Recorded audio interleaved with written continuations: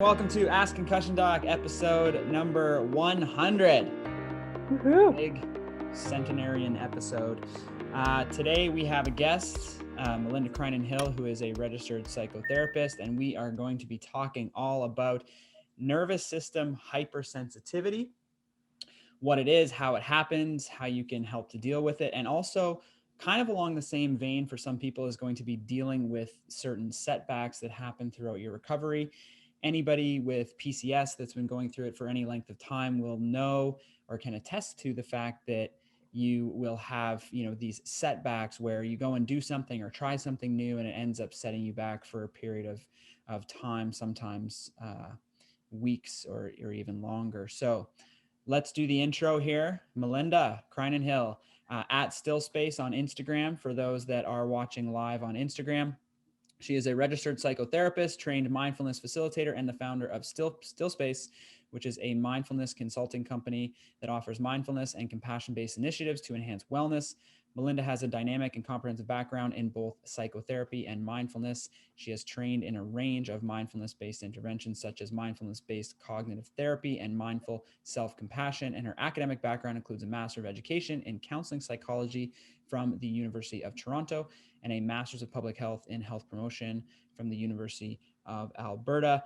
Focuses mostly in chronic pain management, post-concussion syndrome, complex health conditions, rare diseases, autoimmune conditions, health anxiety, depression, adjustment difficulties, and also works with OCD, obsessive compulsive disorder, anxiety, panic, stress, life transition, and relationship issues. Everything under the sun, particularly around chronic conditions and PCS. So Melinda, welcome to the 100th episode of Ask Concussion Doc. Thank you so much for having me, Cam. Excited to be here for the 100th episode. We'll make it epic. It's a big deal. So Melinda and I have known each other for a few years now. She's been on the show before, and she is part of the Concussion Fix program with myself and Dr. Paul Herkel. And this is actually the topic we're covering today around nervous system hypersensitivity is something that Melinda covered in one of our live sessions. So for those that don't know, inside the Concussion Fix program, we do live weekly Zoom calls, a group session with everybody. And sometimes we pick topics, certain topics that we want to discuss, things that we feel will facilitate or help the patients and people within that program. And this topic was something that I found super interesting from a clinical standpoint, because I know that I've probably been guilty of this with my patients, of probably pushing too hard when they're not in a place to be able to do that. I tend to take that approach most of the time. So that was super interesting for me as a clinician. So I'm sure the clinicians that are watching live will get some great benefit out of this, as well as the patients. So before I start grilling Melinda with questions and we get into the topic, I first want to just read out some things that may resonate with the listeners or viewers, depending on where you are at. So this is what we're talking about today. If this resonates with you, then you're going to want to stick around and you're going to want to watch this. I am easily overwhelmed by mild stressors. I am easily overwhelmed by environmental stimuli, lights, smell, loud noise. I find even brief social interactions draining. So how many people over there, if you're on Instagram Live, you can comment if any of this resonates with you. You can also comment your questions as we go through this and we'll be able to answer them live. For those of you watching on YouTube, feel free to comment below. So I find my PCS symptoms are easily triggered by subtle changes in my environment. I feel overwhelmed when starting new treatments. I find physical therapy too difficult, or I find that I am fatigued for days after physical therapy. And that's one there that kind of resonates with me, where I have patients that will do some treatment and stuff, and they'll just find that it just, wipes them out for days afterwards. I find physical therapies too stimulating and they increase my PCS symptoms. I am sometimes unresponsive to medications and other treatments. I have not made progress in psychotherapy or other mental health treatments despite my best efforts. And the final one is I am unable to follow through with treatment recommendations and I don't know why. So I'm sure that many people are definitely resonating with these things. So let's just start off with a general question for you is, what is nervous system hypersensitivity? Great question. I think even just reading out those questions, I bet the audience can kind of recognize or see themselves in some of those. And nervous system hypersensitivity, you might think just comes when you have a concussion or when you've been diagnosed with post-concussion syndrome. However, a lot of times, nervous system hypersensitivity starts way back. It could be in childhood, it could be in your teenage years, it could be in early adulthood. There's a few factors that are involved. So the first is really our predisposition to having a more sensitive nervous system. So that might be exposures as a child. Maybe you were sickly, maybe you got sick a lot as a child and became more sensitive in that way. It may just be personality. It may be, hey, I find I'm very emotional to certain things, or growing up, you might have noticed that you're a bit more emotional or sensitive. So you might think of these things as not causing a hyperactive nervous system, but potentially predisposing you to have a hypersensitive nervous system if you were to have a setback like concussion in the future. Of course, there are other larger trauma-based predispositions that can happen in childhood, that can happen over the course of your life. If you're in a car accident, if you were to be in some sort of natural disaster or are from like a war-torn country, anything where we might be setting the tone for this sensitive nervous system. So those are sort of the predispositions. There's so much more I could say about that, but given we're in live, I think I'll just leave it at that. If anyone has questions, please let us know. Yeah.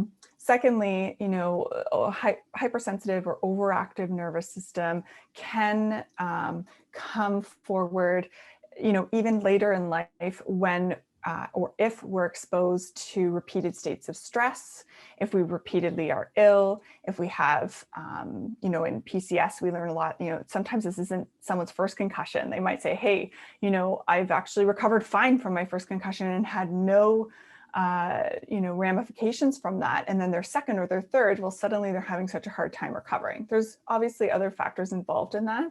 But one thing you might think about is, hey, now your predisposition to having a sensitive nervous system is heightened.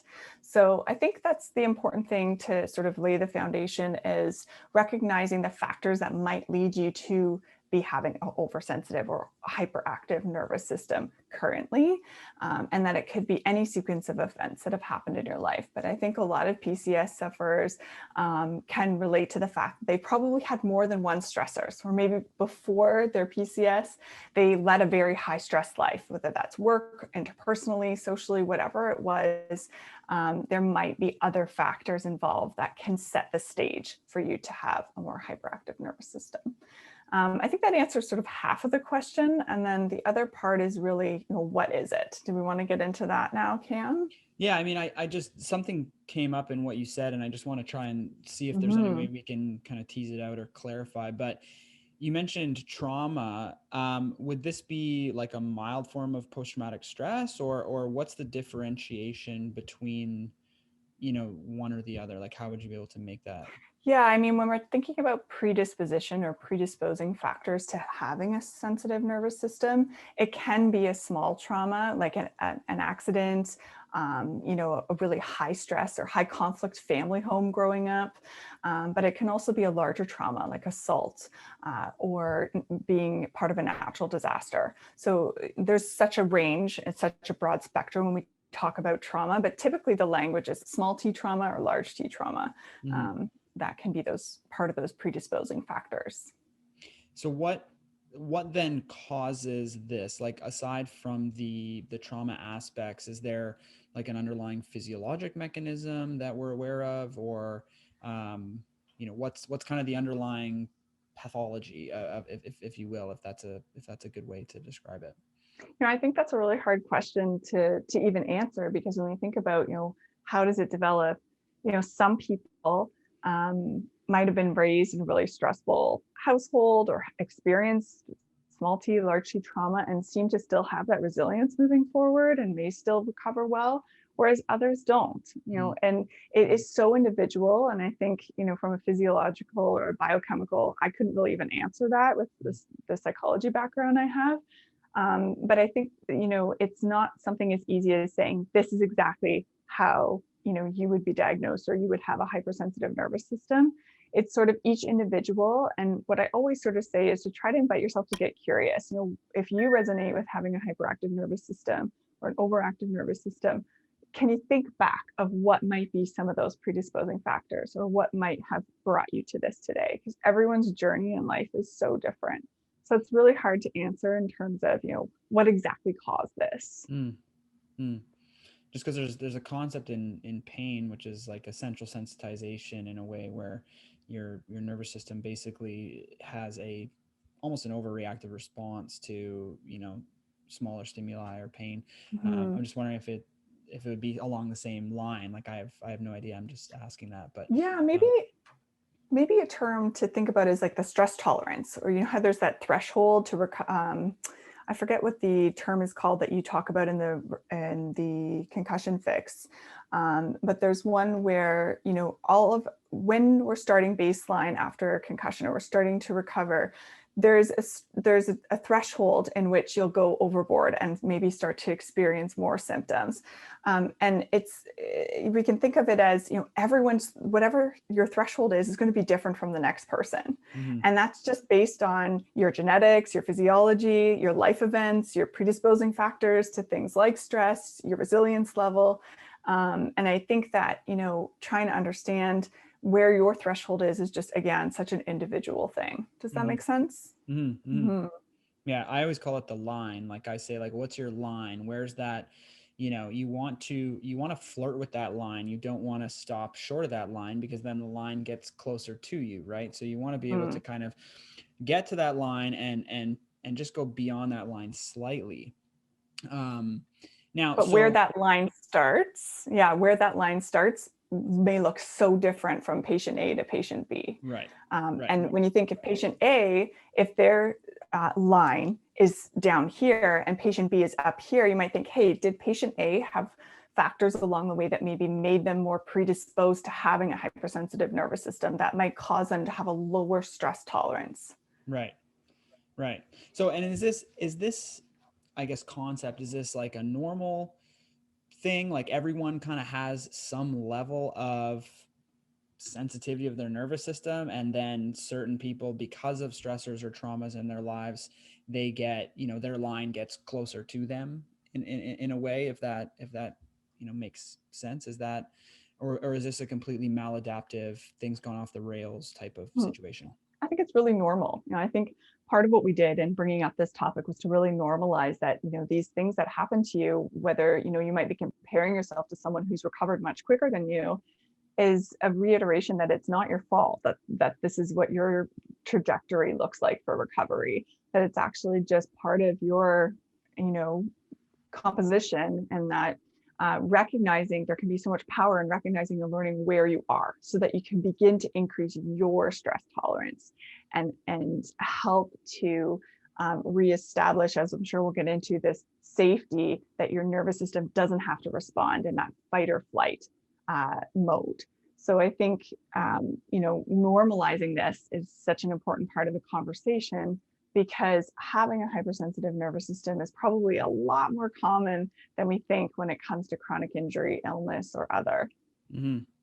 Or even baseline set points, right? Like even just thinking about this thought just crossed my mind now, but my wife Pam she's very sensitive to noise. So if like the TV's on too loud, she's like, turn that off right now. Whereas like I can tolerate it, like it doesn't bother me, but she's very sensitive to noise, and so she's always going around turning things down and off and things, muting everything.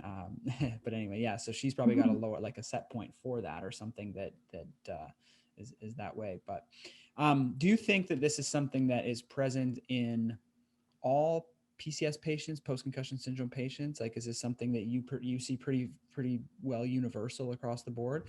I'm sure, like we just talked about, I'm sure it's a spectrum, but you know, I'm just assuming, or just thinking about my own patients, I feel like this is something that's present in so many. Yeah, I mean, I think as clinicians, it resonates with us with so many of the clients and patients that we see. I wouldn't say it's in every PCS patient. I mean, potentially someone with PCS that goes through our concussion fix program might have a neck dysfunction. Once that's sort of sorted through and worked through, they may be fine. Mm-hmm. Whereas other people that are more persistent and have been through a million things, maybe they do have a little bit more sensitivities, or maybe they've been taking on too much that your nervous system can't tolerate it, and you're not seeing the gains that you'd like to make. So for example, like from the list you read when we first started. So I think, I don't have any data to sort of present on this, but from my experience, a lot of the clients I see definitely have a predisposition, if not are experiencing this hyperactive nervous system. But I wouldn't say it's in every PCS patient. Mm-hmm. I mean, there's been studies. I mean, again, I don't know what the exact percentage is, but there's been studies that find that people are more sensitive to pain after concussion, especially those with persistent symptoms, so that their pain threshold is lowered. So that kind of shows that the nervous system to some degree is hypersensitive in that way. And then you think about all the other things that people have as part of their symptom presentation, right? Sensitivity to light and noise. These are the big ones, or even crowded environments, movement. There's this idea of like visual motion sensitivity, all of these things where a lot of times it gets just chalked up to, let's say an ocular motor dysfunction, where that could be some component of it. But like, how many of these patients are going completely unrecognized as having some sort of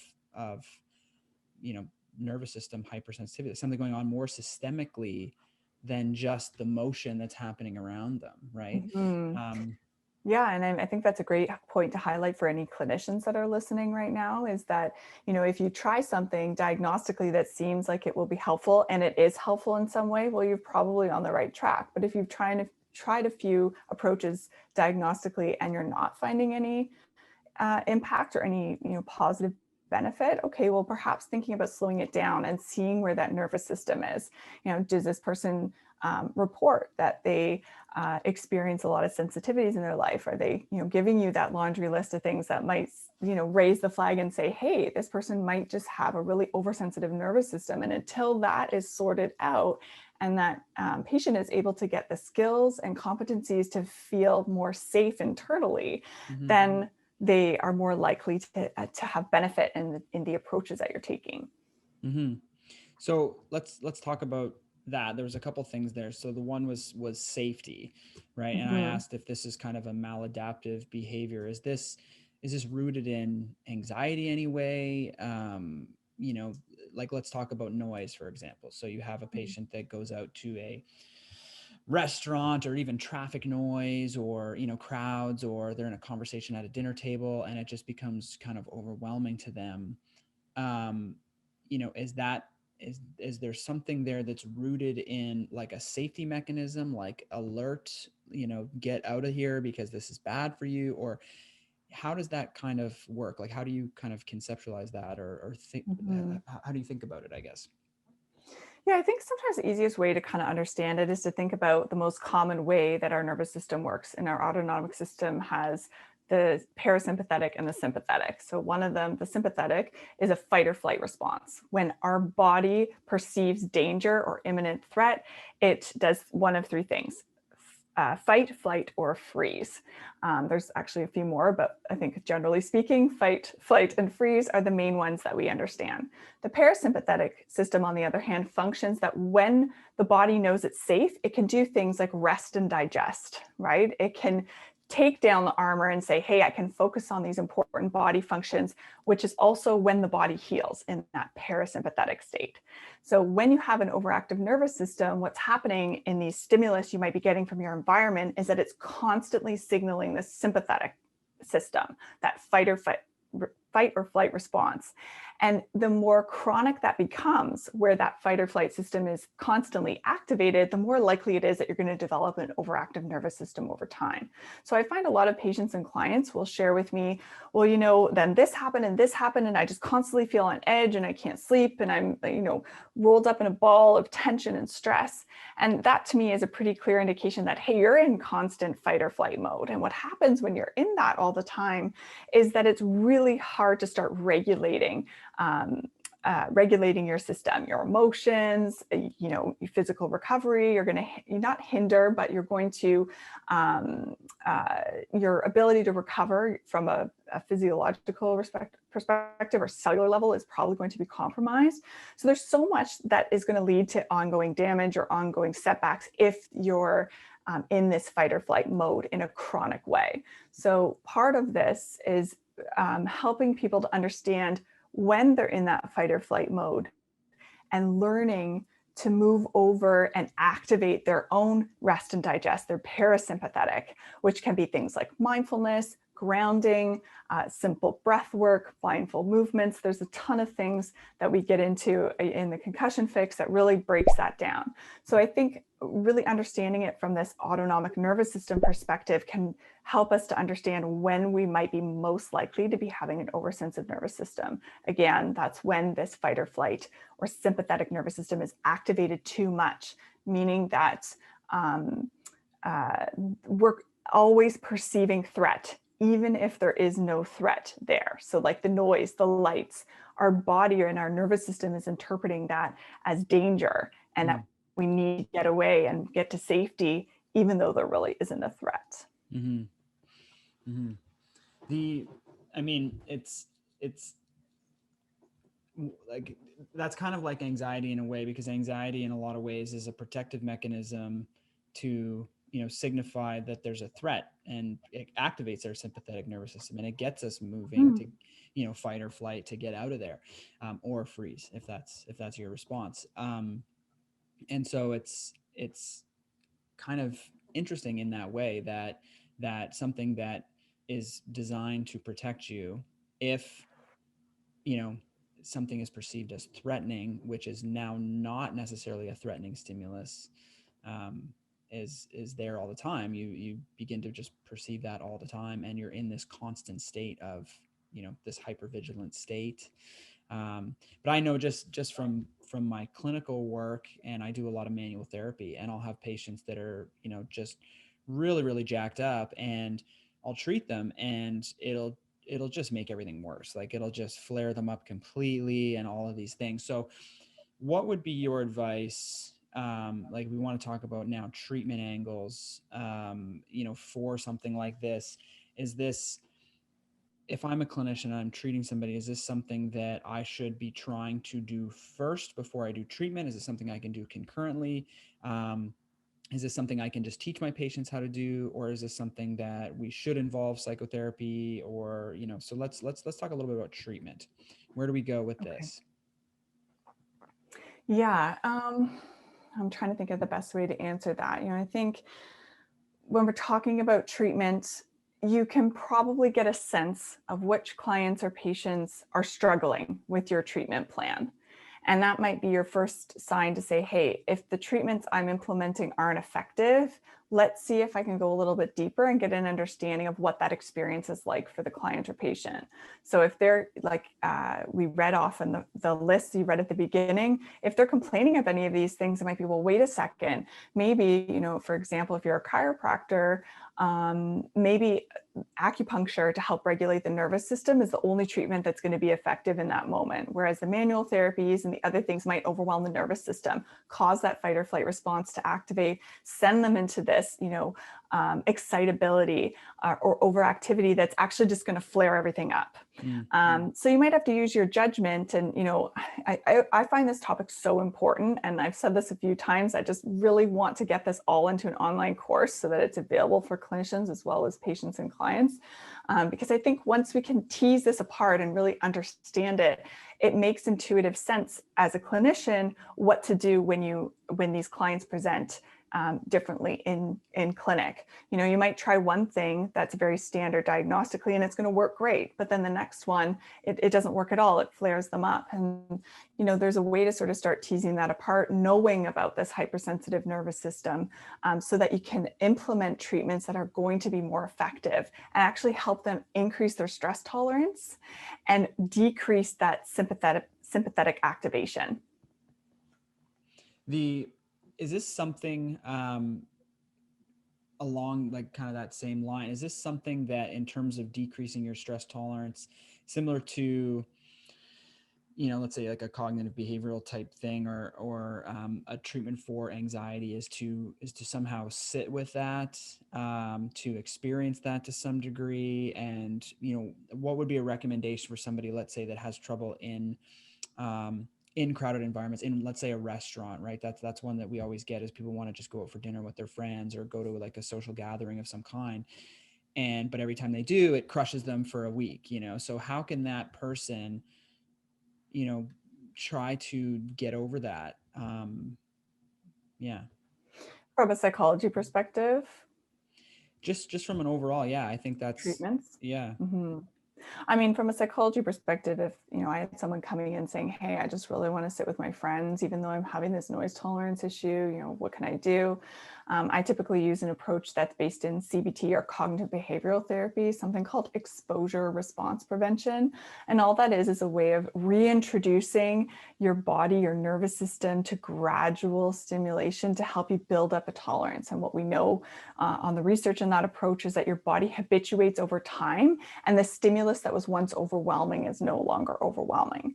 But it's gradual and it's a process, and it takes a while to build up that stress tolerance, but it's absolutely possible.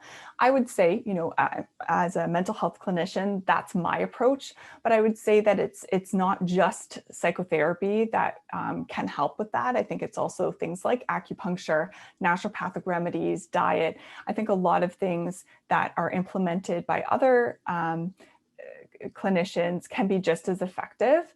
I think for those that are really struggling to try to make sense of how overwhelmed they might feel in certain situations, psychotherapy can be so helpful and supportive to get you on the right track and start building that stress tolerance.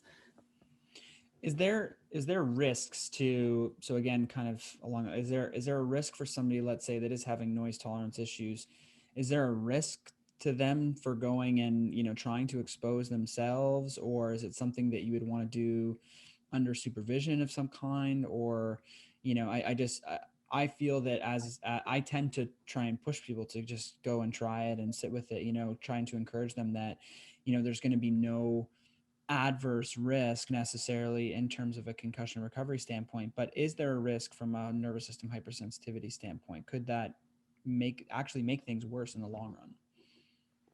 Um, I think from a harm perspective, you're not doing yourself any harm if you put yourself in a situation where you become overwhelmed, but you're probably prolonging your recovery. So once you can make sense of that and recognize that if you just throw yourself into a concert and then you're knocked out for 3 weeks, you're probably not building up that stress tolerance. You're not increasing your stress threshold.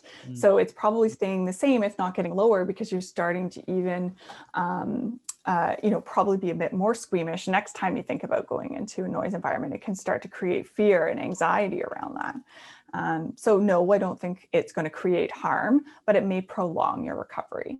Right. So again, it's talking about this kind of window of tolerance, of where's your line, right? You don't want to fall short of that line, because then that line actually gets closer to you, but you don't want to blow so far past that line that you're wiped out. The example I use, and I think this will probably relate to people that have experience with training and things like that, is if you haven't gone on a run in a while and you go out and try to run a 10K with no training, you're going to just be wiped out dead, and you're going to be sore for a week, and you may have other injuries. You may damage some muscle tissue and have things like that. You may end up with some cartilage issues. But if you were to then say, well, I want to start running again, but I'm only going to run for 5 seconds, you're so far below, any type of actual, growth, that you're not doing anything. So you have to try and find that sweet spot, right?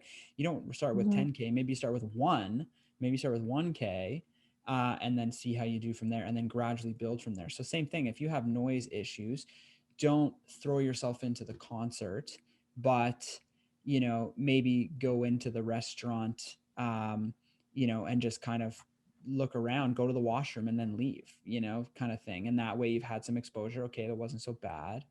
And then, try some more on a kind of growing basis. Does that Yeah. seem? Fit? I would say so. I mean, you want to set yourself up for success experience. So if you know that it's going to be difficult and you just try to force yourself to do it and plow through it, which to be honest is most people's approaches to things, is just to say, hey, I'm just going to do it. I'll get over it. I'll move past it. And usually that creates more setbacks in the long run. But if we learn to just dip our toe in a little bit and then take a step back, come back and maybe dip 2 toes in next time, take a step back and rest, we're actually building up that stress tolerance. So, I think, starting out by understanding where you're at is so important around this nervous system hypersensitivity, because if it does resonate with you, well, your approach to treatment and recovery is probably going to look different than someone else whose stress threshold is quite high. Mm-hmm. Mm-hmm. I find that's probably where a lot of patients go wrong. And especially when they're trying to exercise, like I'll have patients say, every time I try to exercise, I end up floored. And I'm like, well, you're doing too much. You have to know kind of where that line is. And the way to do that is to start slow and build up, or to actually have some sort of testing done. Like, especially with exercise, you're looking at, like actually doing a treadmill test. But if people don't have access to that, they just try to go out and run and see how they feel. Whereas they should be starting with something different, or even less. But we have a question here from Joanna, which I think kind of ties into this, is once people go and have these types of scenarios, like say they go to a restaurant and they do have a symptom flare, how do they get over the anxiety of then having, to try and go back to that? So here's Joanna here. She says, how do you get over the anxiety you have before going to stressful places, i.e. where your symptoms will flare up? And that's another thing that people say, I know that they will flare up. Does that become a self-fulfilling prophecy to people, or should they should they drop that lingo? I always try to say where they may flare up, like we don't know that yet. But if you go in with that thought that this is going to happen, is that setting yourself up for a bit of a challenge? Yeah, and I think going back to that idea of setting yourself up for success, if you know it's a situation which you're going to get overwhelmed, it doesn't mean avoid that situation altogether, because now you're making no progress. But it means maybe you have to adjust what that exposure looks like. So, for example, if I'm treating someone with a panic disorder or a phobia of some sort, we actually start by picturing going there. And once picturing going there is no longer overwhelming, then we start thinking about going there. Maybe we set a date, we plan for it. Maybe we stand outside the building. Maybe we stand near it. Maybe we set someone else to come with us so that there's a support. And it may actually be 10 or 15 times where you actually go and do that. But the likelihood of doing that preparation is also signaling your nervous system that this is not a threatening activity. I'm not going to be harmed by doing this, by setting gradual steps to get there. Versus just saying, for example, grocery stores are really difficult for a lot of concussion patients. So by saying, well, I have to go grocery shopping, so I'm just going to put myself there and I'm going to do it every week. That might be too much, right? And I know there's all sorts of logical reasons why you might still have to go. But if you can think about doing it gradually, where maybe you bring a support person and you just go in for one item and then you ask them to pick up 3 items for you. Or you go in and just stand there for a few minutes and then leave and you go back the next day. So you're building up that safety, I want to use that word again, that you don't have to go into that fight or flight mode, knowing that there might be a perceived threat in whatever circumstance it is. So it all kind of comes back to the nervous system and learning to work with those sympathetic activation. And if we gradually learn to expose ourselves, we're most likely going to allow ourselves to go back into that parasympathetic state where we know we're safe. So going to the grocery store might still be uncomfortable, but it might not be scary, or it might not bring on anxiety. That's kind of the example that I give to people too, about just, their exposure is, go to the grocery store with the intention of not buying anything, before you actually make it something that you're going to do on a regular basis. And I find what people, that want to do things, particularly in like kind of the young adult crowd, that, they want to go to a baseball game with their friends, and they'll ask me, hey, is it okay if I go to a baseball game? And I'm like, well, it depends. Do you have issues with noise, crowds, things like that? Like, can you leave at any time? Like, what's, have you done anything to build this up? Or, I feel that when people try to do something like that, they'll go to a baseball game and it will wipe them out. They'll now get kind of depressed and down about that fact. And then they'll just say, well, I can't do that anymore. But maybe the way to think about that is to not just say I'm not going to do that, but to say what's the step I can take today so that I can go to a baseball game, 2 months from now, or you know what I mean. So, and same thing with exercise, right? I don't want to I can't run a marathon tomorrow, but if I wanted to run a marathon in 6 months, how would I prepare for that? I'm not going to prepare by going out and starting to run a series of marathons. I have to prepare by starting with my, 1, 2, 3, 4, 5K and building up to be able to eventually do that. So I find that that's a big thing that people have a hard time dealing with when they have concussion, because they used to be able to do this. They feel like they should still be able to do this. And so they just go and try to do it. And then that's where the setback comes in. And then there's where the anxiety starts to build after that. And it just kind of creates this. So I think last talk we had, we were setting intentions in the Concussion Fix program.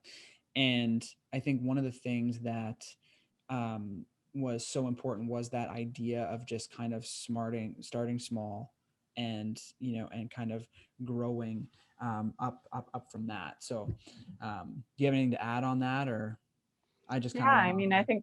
I think that's kind of the um, the recipe for this is yes, maybe I used to do things at this level, but right now I'm here because I've had this physical health setback. And if I'm constantly comparing myself and trying to be up here, I'm going to be adding to my suffering. And the more you're forcing yourself and trying to get back there, the more likely it is that you're not going to do very well in those initiatives. Or maybe you do on a good day, but then it might set you back over time. Mm-hmm. So, part of the work I do as a psychotherapist is really letting people say, hey, can we set a new normal that's here and start building success experiences so that you can get back to, whether or not you get back to exactly where you were, but so you can develop this new normalcy that's going to be somewhere higher up than where you started, but done in a way that's actually going to create that foundation for success by working with where your body is, whether that's from a fight or flight place and bringing yourself back into that rest or digest, whether that's working with some of the anxiety, panic, depression. There's so many things that can come up, and I'm holding myself back from like going on different tangents about some of this around anxiety and depression, because that is a whole other can of worms that is so important as well. And I do think it's very relevant to where our nervous system is at. And we can actually learn a lot from just getting to know our own nervous system reactions and understanding if we do have that hyperactivity. Mm-hmm. So I want to talk just a bit about setbacks. I know you have a hard stop soon, so And do, 3 o'clock. yeah. So I want to get into just a little bit about setbacks, kind of a bit of a different topic, just because I know that so many people, when they do have these experiences and they experience this setback, they'll often get discouraged. So do you have any tips of how to think about these setbacks, how to kind of work through these issues? Because a lot of times it's kind of draining on the mental health side of things, where you're just like, oh, here I am again. I thought I was getting better and now I'm not. And am I going to be like this forever? So just maybe provide some tips or guidance on how people can just think about that. I know it's a big topic, but maybe if you just start, we can try to unwrap it a little bit. Sure. Yeah, I mean, first of all, just normalize the fact that it's hard. It's discouraging to try and do things and have a setback, or to become worried about it or anxious about trying things again. That's really a part of going through concussion and learning that, hey, I do need to dip my toe into the hot water in order to get somewhere, but it's really unpleasant. I think from the work I do in psychotherapy, there's a lot of strategies to kind of help people to build up that tolerance and say, hey, how do I work with the anxiety, the panic that comes up when I try to do these things? And again, focusing on those gradual steps that are going to set you up for success. I think my biggest piece of advice is, if you're someone who feels that you're here and wants to get back here, and you're constantly aiming for that goal to get back here, that's going to add to your suffering. It's going to add to your anxiety. It's going to add to your panic. It's going to add to your depression.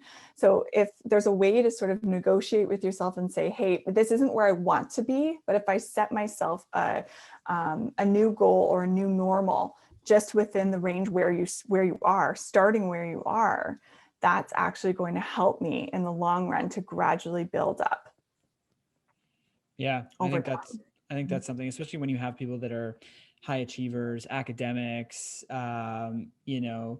athletes, you name it. Anybody that has that drive is going to look at this as being completely devastating. And I think that's something to kind of keep in mind and conceptualize of, don't try to run the marathon tomorrow, even if you used to be a marathon runner, right? You haven't trained in a few months, so you have to you have to kind of build back up again. I think that's something to consider. So let's see if we have any questions over here, unless you have anything else you want to add on any of this stuff. I was just gonna add to that and say, you can even just name for yourself when you notice you're doing that comparison, when you're trying to get back to the way you used to be. You can even just say the word comparison, name it, let yourself know what you're doing, bring some awareness to those patterns that might be keeping you in an unhelpful place. The more you get to know the patterns that you're in, the more likely you can set yourself up for those success experiences. Mm-hmm. There was somebody in the program the other day that said that basically she had done everything that we had recommended before. I'm not sure if you remember this comment, but she said that she's like, before I joined this program, she said, I looked at the outline and was like, well, I've done diet, I've done meditation, I've done this, I've done that, like, I don't know what this is going to do. But she said the big thing that resonated for her was us saying, slow it down and like build on the concepts and don't move on until you've completely mastered a particular element. Because, for example, the very first kind of module educational piece is you talking about your mindset, and you are going to have setbacks. And so framing somebody's mind around this idea that this is completely normal in the recovery from any injury. You're going to have periods of time where things flare up, where things get a little bit worse, but how you work through that, and whether you completely fall apart or whether or not you have the resiliency to kind of pull yourself up by the bootstraps and continue, that's going to make the difference between continuing on when things get hard, right? So I mean, that comment just resonated completely with what you're saying, is that she said, when I made the decision and the promise to myself that I was going to stay and figure this piece out and really have the tools in my tool belt to be able to use it when I need it, when things got hard. I mean, that's a huge element of recovery. And I think that's such tough part too for people to wrap their head around is everyone's looking for the quick fix. How do I get back to normal? I just want to go back to the life I used to live. Tell me how to do it. Mm-hmm. And I think people will scan through all sorts of material and do all sorts of treatments without really slowing down to understand what their unique situation is. What are your unique needs? How can you support yourself? What are some of the things that you can do to work through the struggles you're facing? That can be such a hard concept for people to embrace, is this, hey, I can't just jump back to normal. I think I start the module in the recovery mindset for the concussion fix by saying the best way out is always through, right? It's a Robert Frost quote. And people hate it. They're like, I hate that. Why do I have to do that? That's awful. I don't want to go through the muck. Just give me any way that I can jump over it, go underneath it, swim across it. There's any laundry list of ways that you can get around it, people want. And that makes so much sense. And I'm not trying to poo-poo that. I think it's just a really normal human reaction to pain and suffering. Nobody wants that. But in terms of coming back from something more chronic, you do need to go back to the basics and say, hey, I need to learn about myself. I need to understand my nervous system. I need to understand the triggers so that I can move forward slowly and gradually and build that foundation back. There's two things that came to mind when you were saying that. The one is that people looking for the quick fix often are just taking the long road, because as you keep looking for it's the same thing as get rich quick schemes, right? If you think about it from an investing standpoint, who are the best investors? The ones who invest in the long term, right? They find the things that are going to be successful in the long term. They're not going to be sexy because they're going to earn you just a steady 10 to 15% a year, which is a great return, and over time that will build significant wealth. The people who end up losing everything are the people that are going for all the little inside tips and put money here and there and investing in these penny stocks that are expected to be the next big thing, and they just end up chasing everything around but losing everything in the process. And so it's the same kind of concept when people come in and they'll ask me this too. They'll want to join the program and say, look, I want to join the program, but I notice that there's all this other stuff, but I think it's my neck. And so can I just get the neck piece? And I'm always like, no. The reason is because the neck is the last thing on the list, right? It's important. And a lot of times that is the key, but you have to build the foundation. So the second part of what I was going to say is that you guys don't know this yet. I'm going to send it out. I'll forward it to you and Paul, but I built this pyramid. It's like just a way to visualize this idea.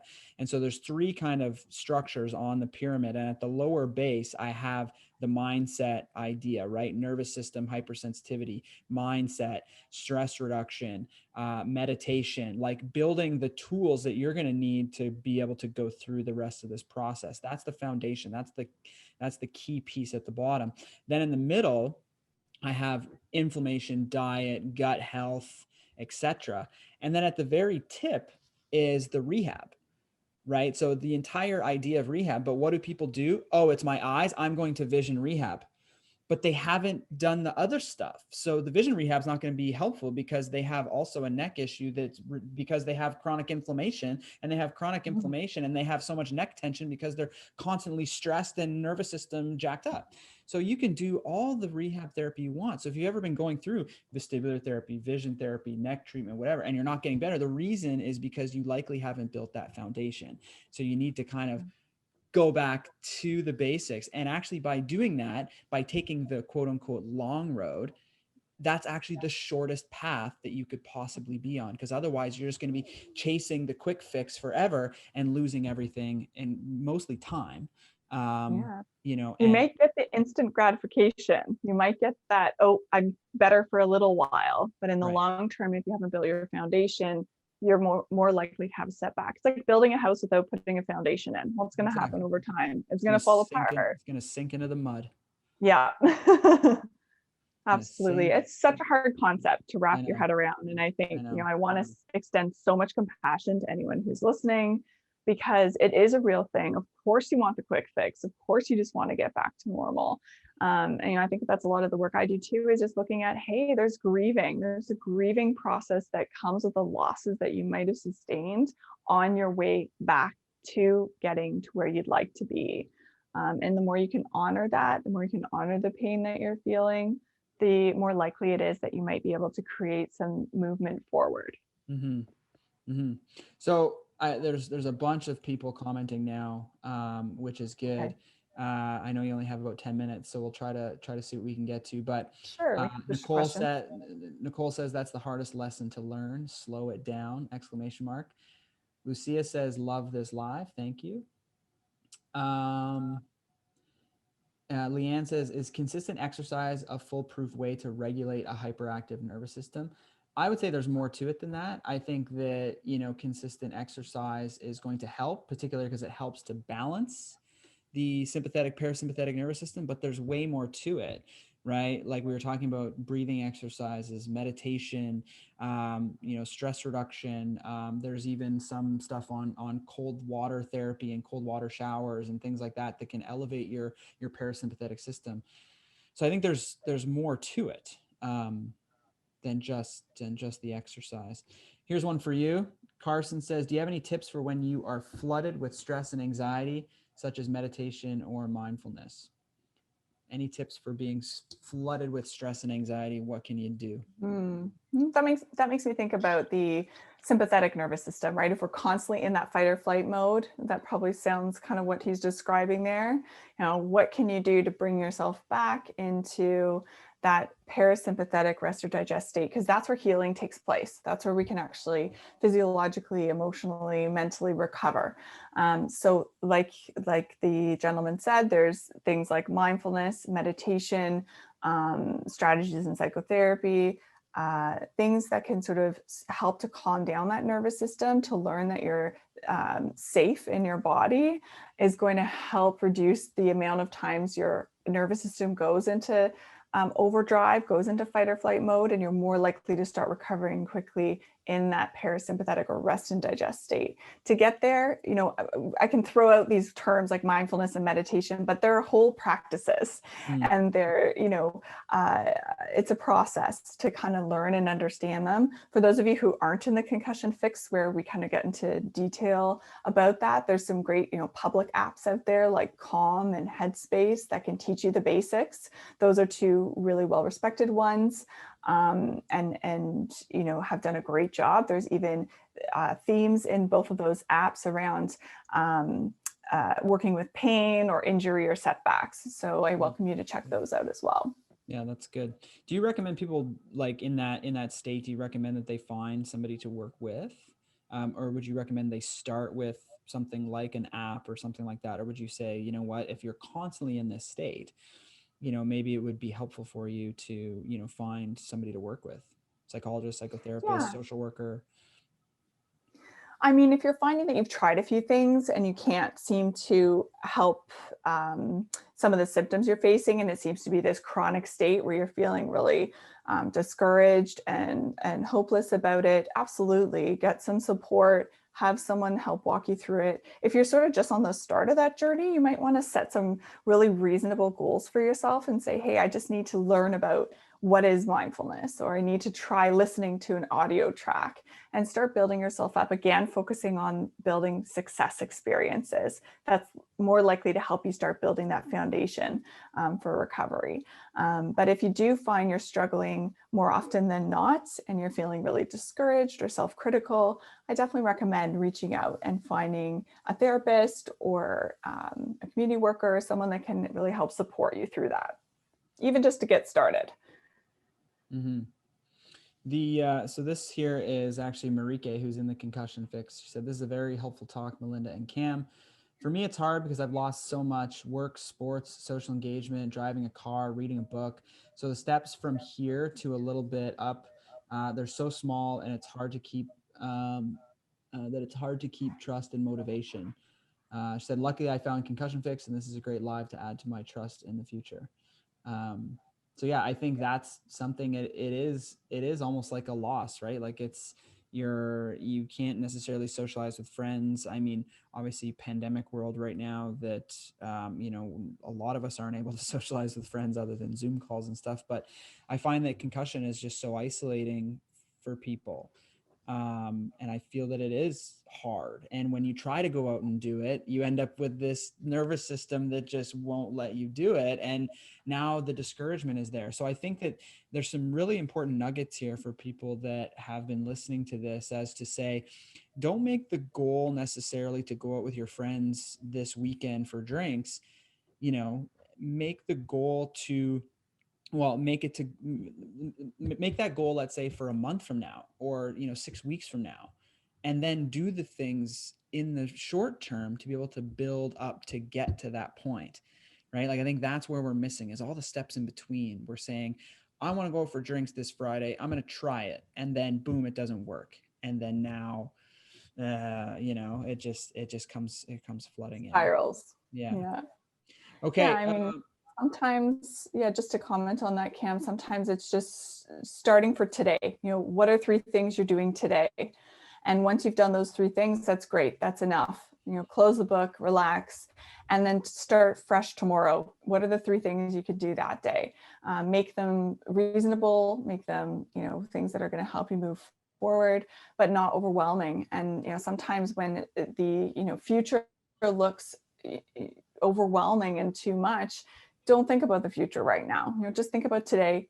And then when tomorrow comes, that's today. And then when tomorrow comes, that's today. And just live in today for a while until you might feel more capable of making plans and taking things on in the future. I think that's a great spot to leave off. So again, I know there's some things that we weren't able to get to, but Melinda has to go, and I actually just had a meeting note pop up, so apparently I have a hard stop at 3 as well that I completely forgot about. So anyway, Melinda, you can find her at Still Space. For those of you that have persistent concussion symptoms and want to have some of these strategies, you can always check out the Concussion Fix, which is our program at concussiondoc.io. Anything else? Thanks, everyone. Thanks for tuning in. Thanks for listening. We so appreciate the comments. And I think it really helps us, whether it's the podcast, whether it's the IG Live, whether it's the Concussion Fix. The more we hear from you, the more we learn, and the more we can tailor things to what you're looking for. So I thank agree. you to Yeah, our audience. I definitely agree. And if you guys have any other topics you want me to cover in future podcasts, feel free to send me a DM on Instagram, comment on the YouTube, or yeah, I think that'll be a good way to do it.